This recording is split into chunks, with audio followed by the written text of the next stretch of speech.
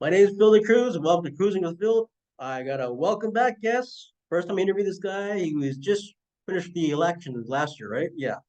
And this year Sounds good. he ran for mayor. Mr. Kiri, I gotta say your name right. Mr. Kiri, welcome Well, back. good. How you doing? Good, very good. Thank you, and glad to be here with you, Phil. Yeah, it's we shared some good experiences and ups and downs, and some unexpected results. But I'm really excited. I'm always in the streets fighting. We know the election was just part of the icing on the cake about the class struggle for us. But yeah, our work was I just want throughout. to say, sorry, it's like congratulations, new baby boy just came on, right?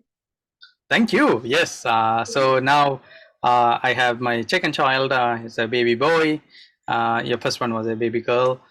So it's about just over a month now. Going through new parental, challenges, and getting, especially getting the sleep right. Yeah. You know, you How's know, your it's, daughter's what, two now? Your daughter's two or three? yeah.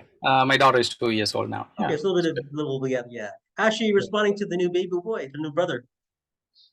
Yes, he's responding pretty good. So my daughter is pretty active, so I tend to sometimes pinch him, like kind of hit him. We try to keep her, a little bit distanced, Yeah. because if he still doesn't know what she's doing, she's just very expressive on everything. So she likes to grab things hard, you know. So she was holding onto his legs pretty hard, and so yeah. That's so funny. Wow. So, well, now next you'll be baby number three, right? I hope your wife's not listening to this one. She's gonna kill me. I don't know. I don't know. I'm just Honestly, kidding you. Just kidding yeah. you. No, that's It's funny. That's so cool. That's it's. great. So he's born during the election, right? When you're running for mayor, right? You mean the last election? Yeah, yeah. Oh, that's pretty intense. You know, you're running for election for mayor, and you got your baby on the. Did the baby come early or later? Later. Oh, that's good. Yeah, actually, the first one's always late. Or no, the first one's always late. The first one was later. So I was going to ask you, Mr. Curry. I know you ran last year for ward. What's your ward again? Ward It's 121 is Scarborough Center. Carver Center, right? Yeah, I'm thinking. And so yeah, and last year. So what motivated you to run for mayor? Because you ran for ward last year, and this time you're running for mayor. What Oh, put your that's name in? right. Actually, as I guess some of the folks already know that I'm part of the I'm a member of Socialist Action, one of their revolutionary socialist organization in Canada. So as a member, I was involved with a lot of the background work, and obviously this circumstance came where that I had to put my name forward to as part of the team to run for the mayor campaign. Likewise happened in council election. Council election is somewhat I was kind of prepared. So I was I kind of planned and went for it, but this one it's very quick, and obviously even the whole election was very quick. Yeah. And uh, you know we were looking MSA, the Municipal Social Alliance is one of their fraction of Socialist Action, which is a national socialist organization in Canada. So as part of the Municipal Social Alliance, we had a lot of members that we were looking for candidate who will actually advocate for socialist policies, such as just to put it like mildly, defunding the police, funding their housing, and addressing some of the transit issues which we are actually going through right now, to make public transit free, and to remove Gardner Expressway, and to make it a bike-friendly blowout. And these are some of the revolutionary programs that we had, and these are the same programs that we had when I was running in the council election as well. So this time we had added a little bit more. One of the program we added was that the income-based traffic enforcement. So anyone who is actually in a higher income bracket, when they when they break speeding laws, they will be higher subject to pay higher fine, I like that, because yeah. yeah, right now the system is so unfair to the working people. So we try to do the best that we can to come up with policies that actually reflects Torontonians and actually serves the Torontonians. So yeah, it's a grassroots community work that I'm part of. We are still part of Municipal Social Alliance. I mean, we still have Municipal Social Alliance across Toronto, but we're not so much in the campaign front right now. But we are more like a membership meetings and discussing about potential ideas. And by the way, there's another election coming up in Scarborough South. So one of our That's Ward 20, right? You that's put your right. name there? No, one of our MSA candidate is running. Oh, I wonder who that is.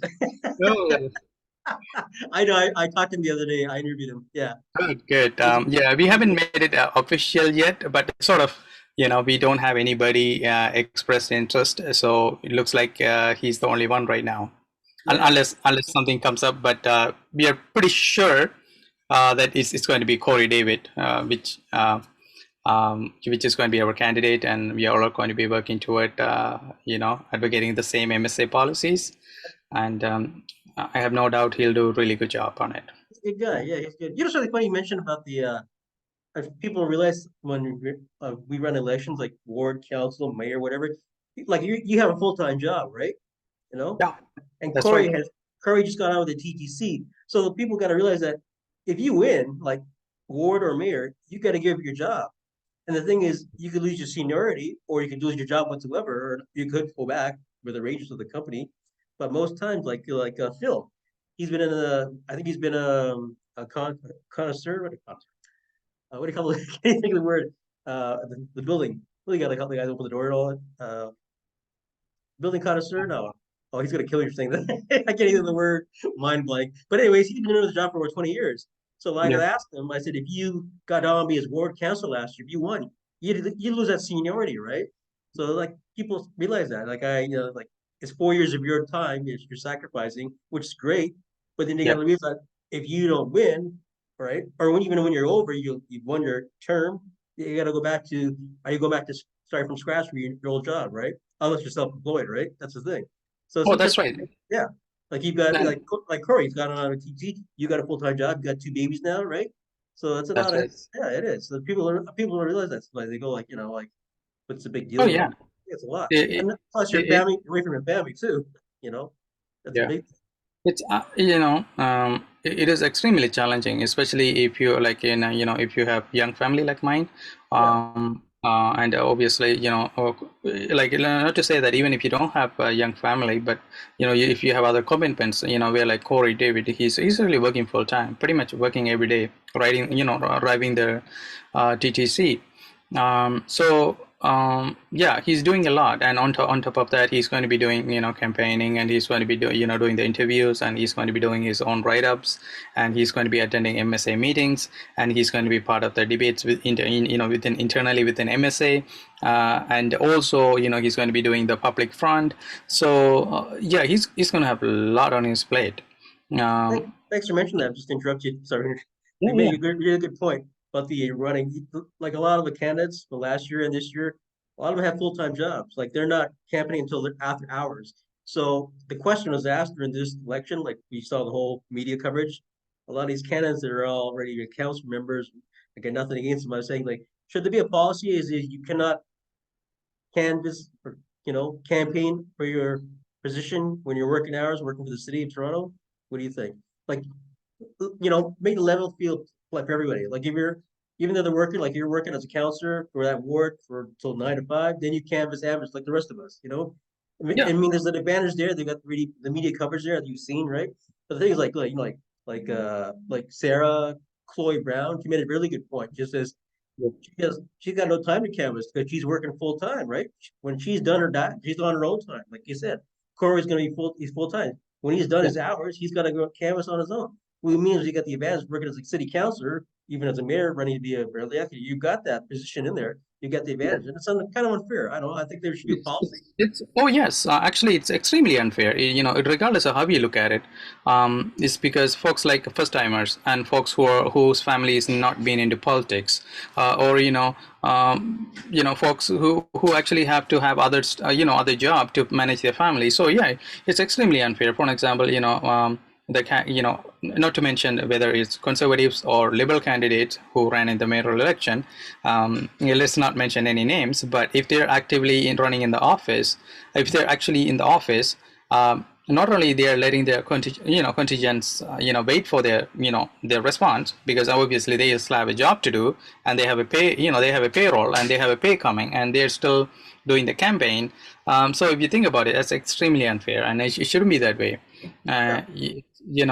It's folks, they should actually resign from their role and run for office. Or And even that take leave of absence if they have to, right? Yeah, exactly.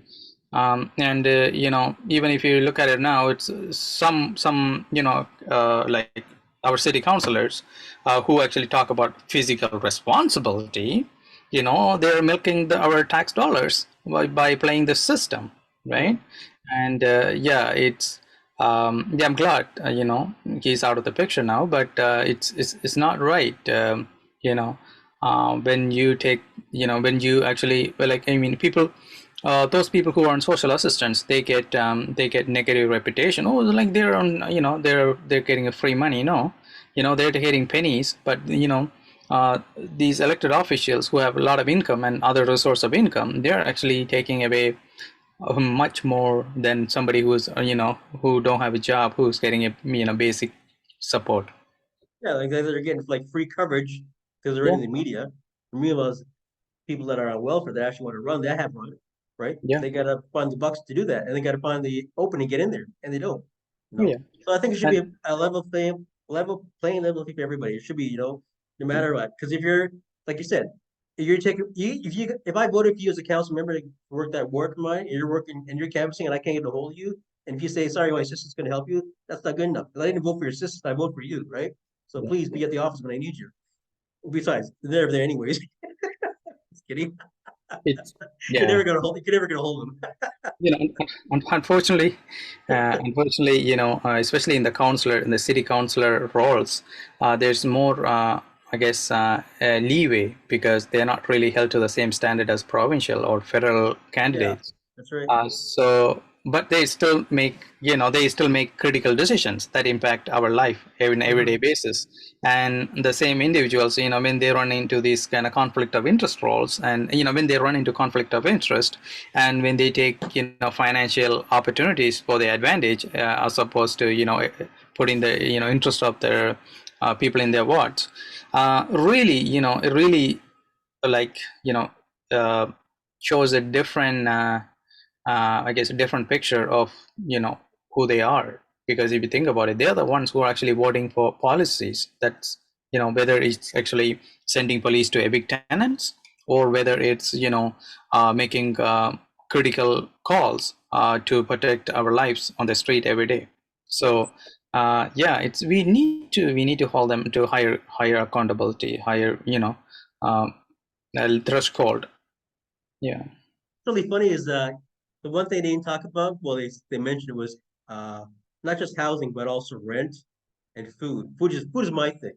And now after the election over, you see what's going on right now in the news: rent strikes, rent control. This was not talked about in any of the election part of this election.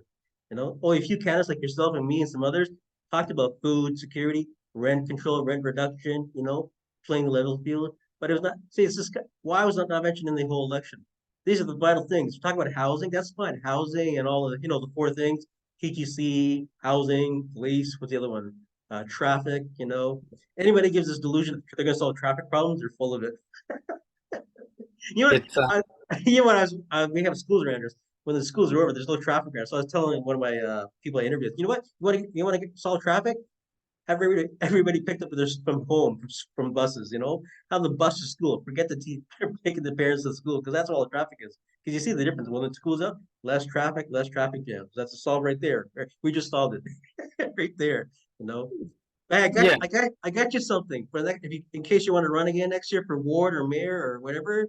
So I bought this for you. It's called the Kiri Duster. Oh, Yeah, okay, good. special order, MSA Thank you. approved. You Thank know, you. I'll read some of the attributes about it. Yeah. So we'll pick up the drool of political agenda.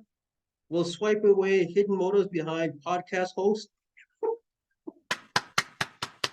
and we'll slurp up the excessive surplus of overspent money on the police, regardless of where they rest, where they rent, own a house, or drive a car on the company's expense.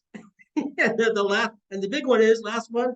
We'll actually dry the tears of people that are not heard in the last few elections. So that's the Kiri Duster. Yeah. That's a good one. I like that. It's limited quantity and also comes with a pooper scooper for all the crap that's going to come out of the other little parties. Yeah.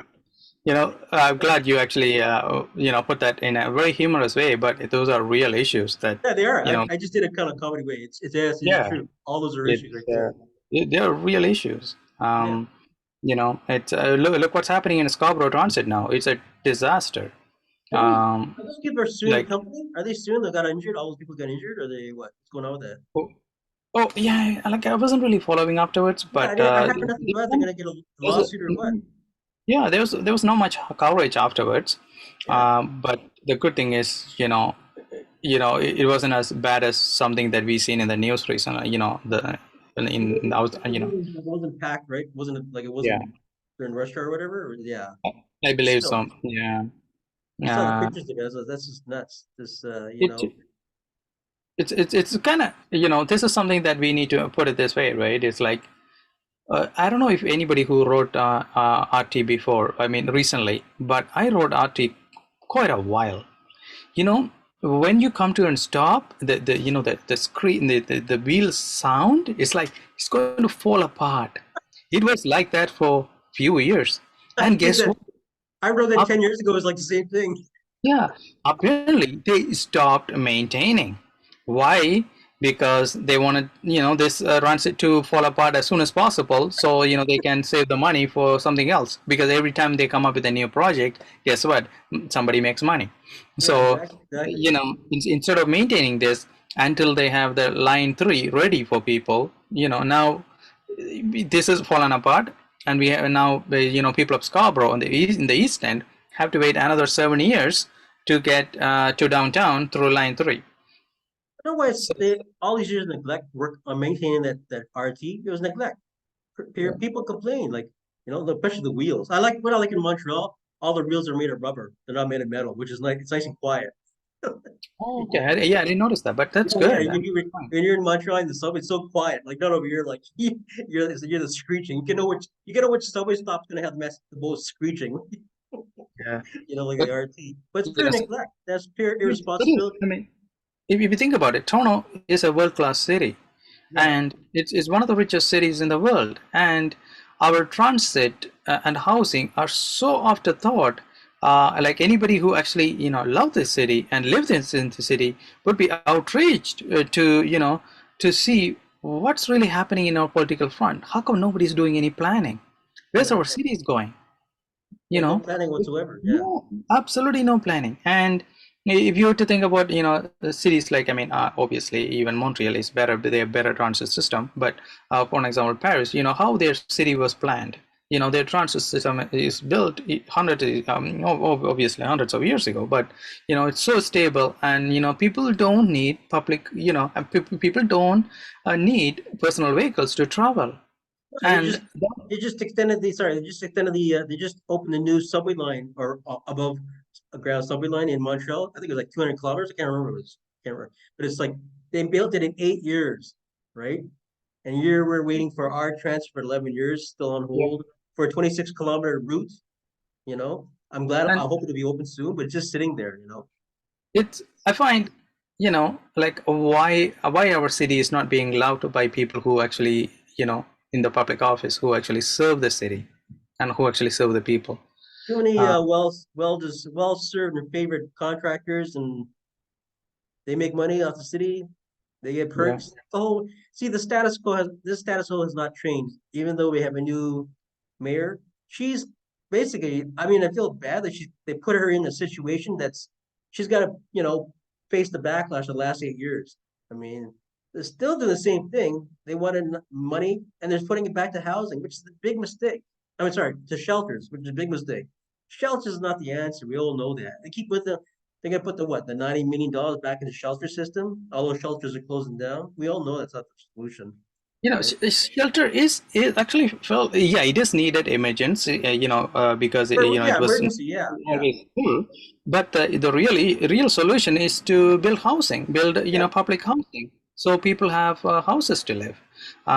So that's not what they're doing, and something that really like made a lot of us pretty upset, especially on the left, is like.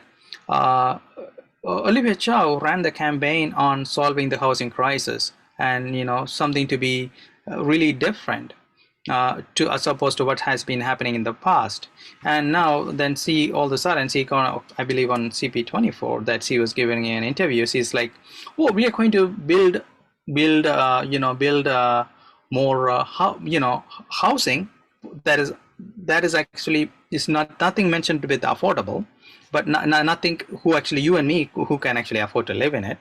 And that's not even mentioned. But then she's saying she's going to build more on top, more floors, and it's like, well,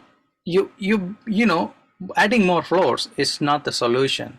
No, and And then some of the other candidates mentioned that. My question is, okay, I'm in architecture. I've studied architecture, and I did archaeology for so many years. When you build something new on top of something old, you got to maintain. You got to found. I mean, you got to make the base stronger than it's going to hold that, right? Like I said, that's not building up's not going to solve the problem. I mean, you see what it's the that's it, not the it answer. it's a lot of the stuff that we find is like really afterthought. It's like, instead of coming up with the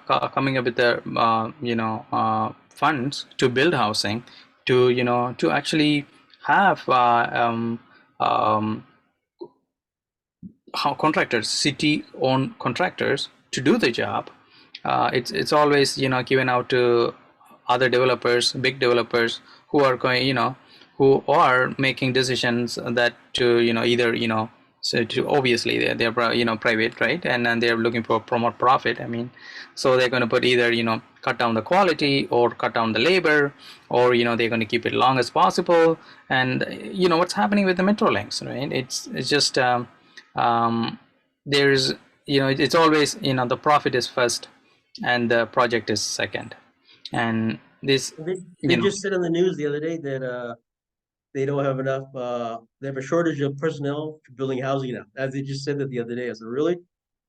You know, what about all those training schools? And I talked to guys that work in the some of the yeah, colleges that are taking the courses there. Says we can't fill the classes. There's not enough people. It's nice that they're in big need for a job. They actually have a choice now where they want to work now, which is nice. But there's not yeah, enough people to fill those. So that's the problem with it. So you're promising housing. What the numbers? All these candidates, like I said, like we talked earlier before the election, I said if you're making a promise to the people, put it on a piece of paper, right? Like all these candidates, all these top six, the ones that are all catered, they all made money promises, and I kept asking them, put it on a piece of paper, right? And now promises are made, people got passed, nothing's happening, right? Where's the money yeah, come? The problem is no money's coming to you. Where you get the money from? Are you gonna go into your reserve fund or what? These are all exactly. old school tactics, right? This is all the same status quo. Contractors to the favorites. We like the status. We like the profits. It's not gonna change, right? In another 4 years, I guarantee you, Yeah, I want to. If I run again, I'm not gonna change my website. It'll just be the same thing. Housing, the same four yeah. subjects, right? Same. It's elections come and go, but then our issues, our problem, city's problem remains. Yep. And now that we look at it, these things only got worse, because especially after the inflation with the COVID and the inflation, now people are really feeling the heat. It's like, okay, we are working, but we don't have any money. Yeah. So then, and we cannot even travel because our transit is bad or it's expensive. It's yeah, it's not really setting our city up for really lead example.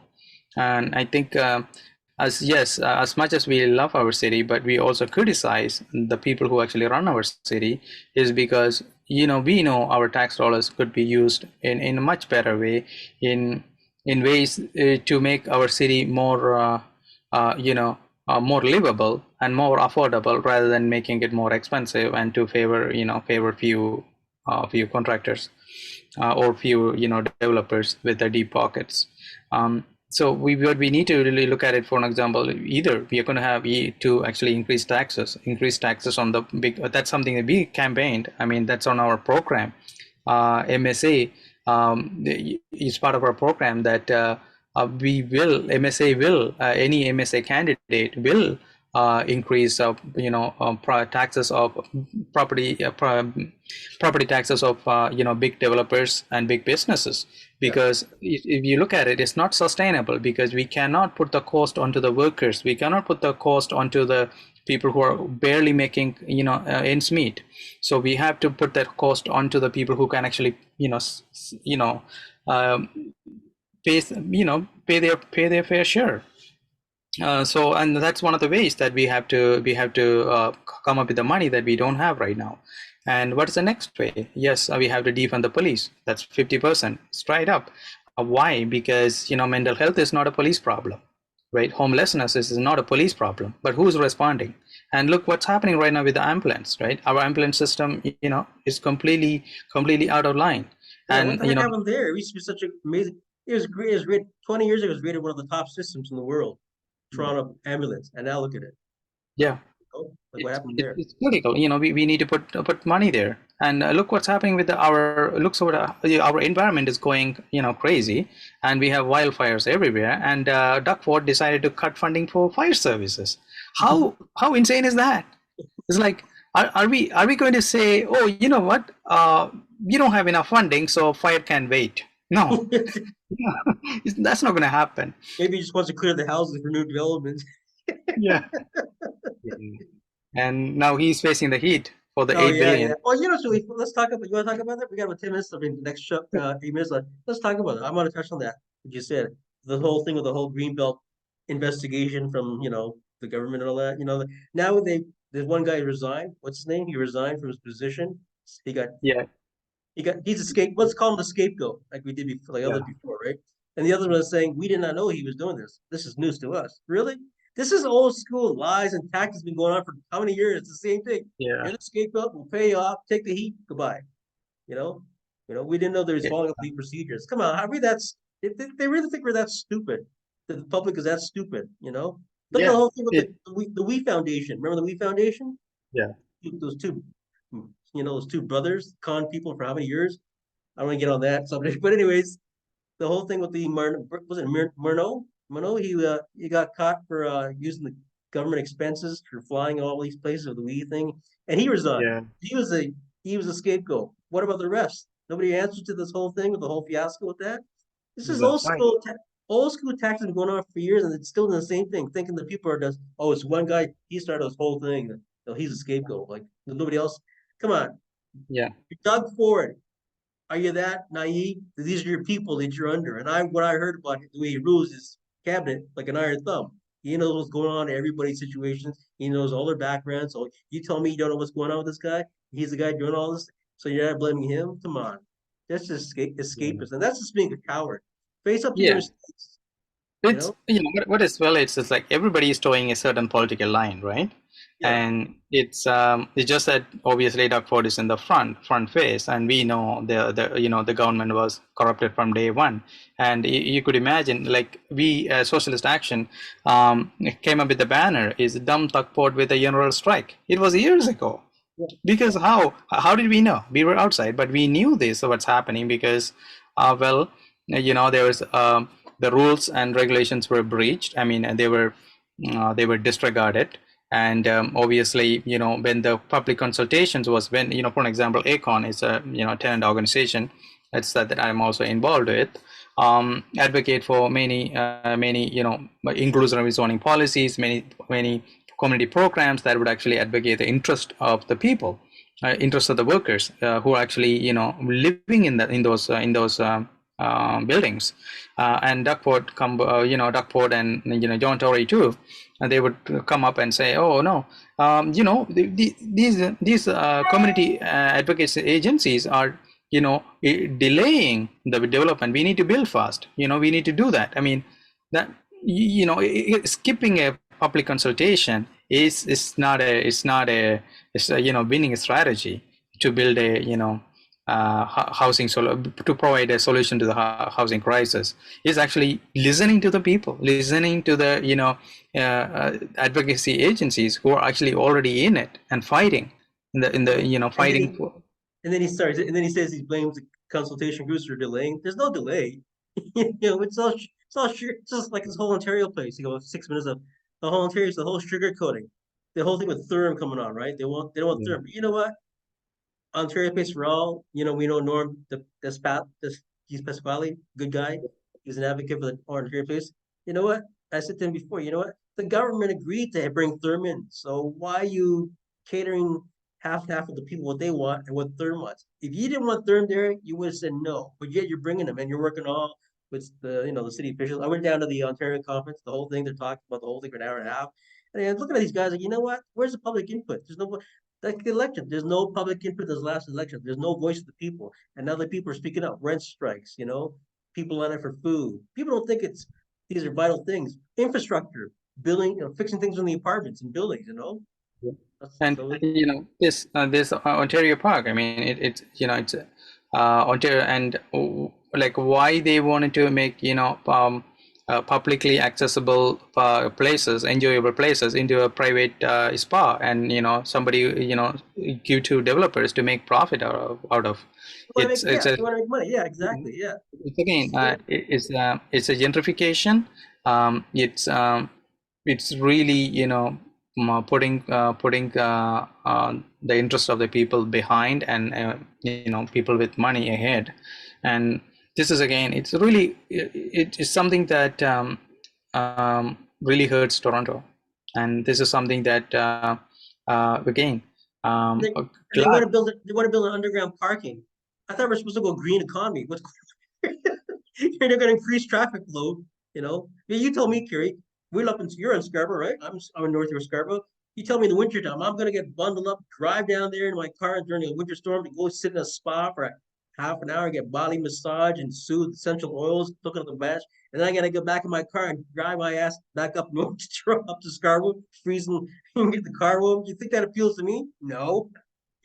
It's not going to last. We both know that. Yeah, it's if you were to think about it right now, like if you were to go to downtown by subway or or bus, I mean, obviously from some part of the city, it's much quicker than you drive, because obviously parking is expensive there, and it's obviously there's a lot of foot traffic in downtown, so driving vehicle is not a good idea.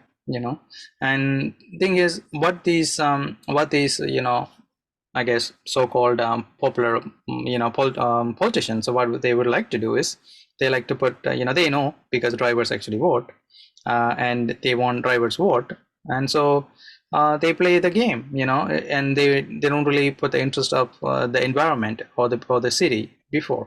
And keeping the whole, like you said in your beginning, at the beginning of the interview, you said one of the things of the MSA is, like everybody else agrees, is tear down the bloody gardener, right? Why is they say it's not gonna make a difference in how much it costs is keeping it up and bringing it down. Just bring it down, like that's right. And the thing is, it doesn't matter how much money you put it to repair, it's going to fall apart anyways. So why are we keeping something that's going to fall apart? So instead, and you said before, the drivers vote, right? They don't want they don't want to tear down.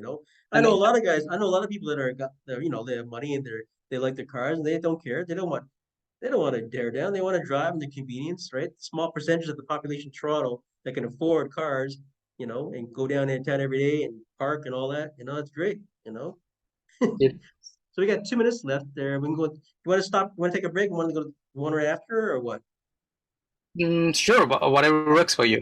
Okay, yeah, whatever. No, what is your time? Whatever. If we want to take a break, go to the washroom, whatever, But I want to talk about actually, I want to talk in the next part. Talk about your culture. you know, with the Sri Lankan culture. A lot of people don't know about Sri Lankan culture. Like I know because I trained with them in the military Yeah, overseas. I worked yeah, with a lot of Sri Lankans overseas, great people in the whole culture. yeah. So I'll just cancel this. I'll end this one. We'll go to the next one after. We'll continue on Sure. with the culture and all, you know. Yes, by all Okay. means. I'll be back in 2 seconds.